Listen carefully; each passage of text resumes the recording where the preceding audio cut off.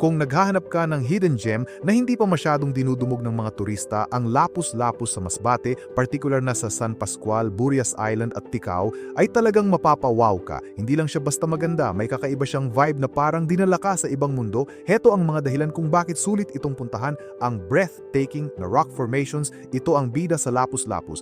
Ang mga bato rito ay matutulis, dambuhala at may mga natural na ukit na gawa ng hangin at alon sa loob ng libu-libong taon. Para kang nasa set ng Game of Thrones o Jurassic Park. Crystal clear na tubig.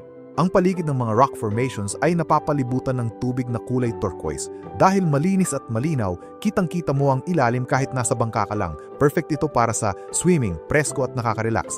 Cliff diving, para sa mga mahilig sa adrenaline pero laging mag-ingat sa lalim ng tubig.